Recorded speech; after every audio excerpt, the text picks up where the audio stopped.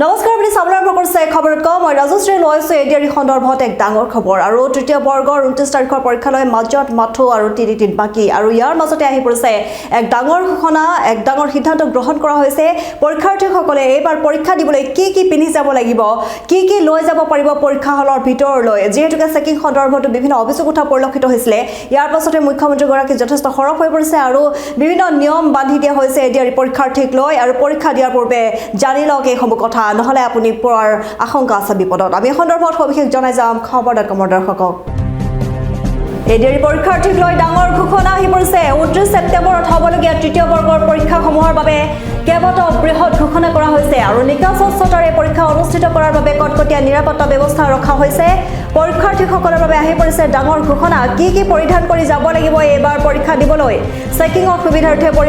পৰীক্ষাৰ্থীসকলে হাত দীঘল পোছাকৰ পৰিৱৰ্তে আধা হাতৰ পোছাক পিন্ধিব লাগিব অৰ্থাৎ হাফ চাৰ্ট বা হাফ কুৰ্তা পিন্ধিব লাগিব আৰু প্ৰাৰ্থীসকলে পিন্ধি যাব নোৱাৰিব এইবাৰ পৰীক্ষা দিবলৈ জোতা আৰু মোজা যেনেকৈ জোতা মোজা পিন্ধি গ'লে চেকিং কৰাত অসুবিধা হয় আৰু তাৰপৰ সেয়া লক্ষ্য ৰাখি এইবাৰ প্ৰাৰ্থীসকলক জোতা মোজা পিন্ধি যোৱাত কিছু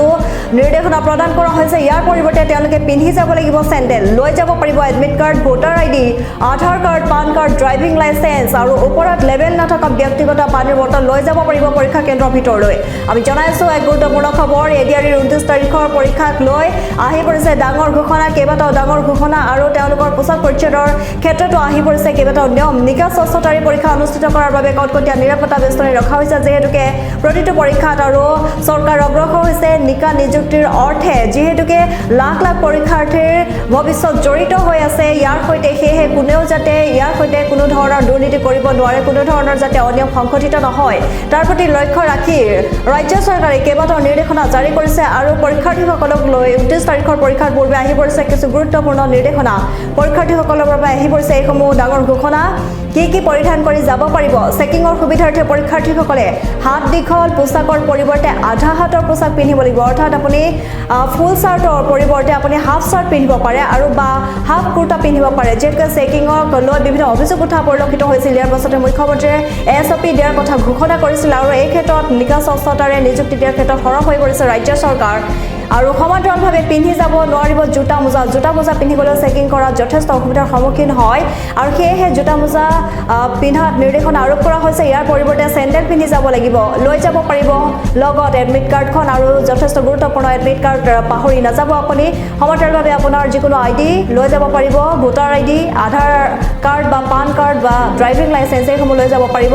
ওপৰত লেবেল নথকা ব্যক্তিগত পানীৰ বটল লৈ যাব পাৰিব পৰীক্ষা কেন্দ্ৰলৈ আৰু আপুনি ওপৰঞ্চি আপোনাৰ সৈতে পাছপোৰ্ট চাইজৰ ফটো লৈ যাব পাৰিব কিয়নো দৰকাৰ হ'ব পাৰে হঠাতে দৰকাৰ হৈ যাব পাৰে সেয়েহে আপুনি পাছপোৰ্ট চাইজৰ এখন ফটো লৈ যোৱাটো অতিকৈ গুৰুত্বপূৰ্ণ কথা আৰু সমান্তৰালভাৱে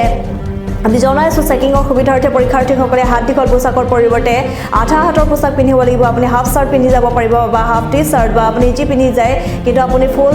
পিন্ধি যোৱাত নিষেধাজ্ঞা আৰোপ কৰা হৈছে সমান্তৰালভাৱে জোতা মোজা পিন্ধি যাবলৈ মানা কৰা হৈছে কিয়নো চেকিং কৰাত যথেষ্ট অসুবিধাৰ সন্মুখীন হয় ইয়াৰ পৰিৱৰ্তে আপুনি চেণ্ডেল পিন্ধি যাব লাগিব লৈ যাব পাৰিব admit card voter ID Aadhaar card বা পান কাৰ্ড বা ড্ৰাইভিং লাইচেন্স আৰু ওপৰত লেবেল নথকা আপোনাৰ ব্যক্তিগত পানীৰ বটল লৈ যাব পাৰিব পৰীক্ষা কেন্দ্ৰলৈ